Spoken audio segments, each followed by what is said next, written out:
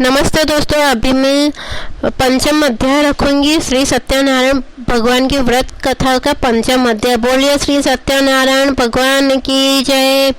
सूत जी बोले, हे ऋषियों, मैं और भी एक कथा सुनाता हूँ, उसे भी ध्यान पूर्वक सुनो। प्रजापालन में लीन तुंगध्वज नाम का एक राजा था। उसने भी भगवान का प्रसाद त्याग कर बहुत ही दुख सहन किया।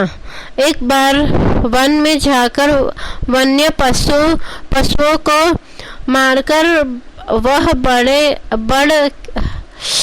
बड़ के पेड़ के नीचे आया। वहां उसने ग्वालों को भक्ति भाव से अपने बंधुओं सहित सत्यनारायण भगवान का पूजन करते देखा।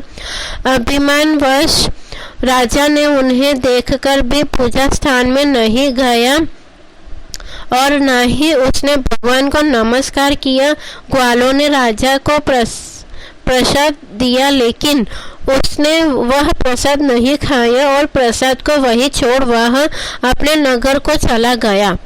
जब वह नगर को पहुंचा तो वहां सब कुछ तहस नहस हुआ पाया तो वह शीघ्र ही समझ गया कि यह सब भगवान ने ही किया है।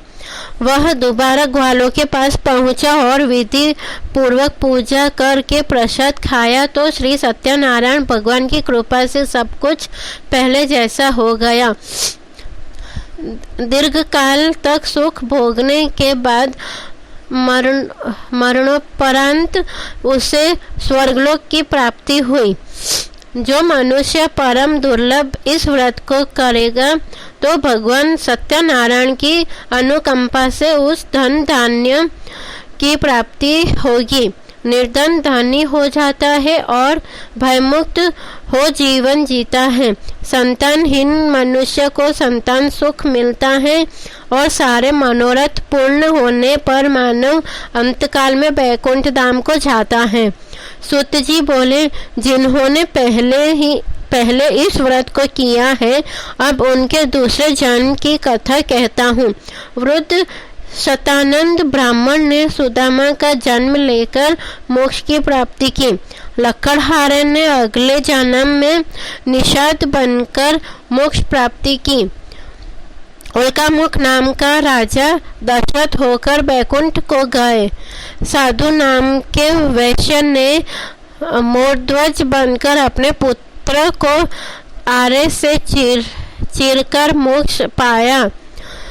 महाराज तुंगध्वज ने स्वयंभू होकर भगवान में भक्ति युक्त हो कर्म कर मोक्ष पाया। इति श्री सत्यनारायण व्रत कथा का पंचम अध्याय संपूर्ण।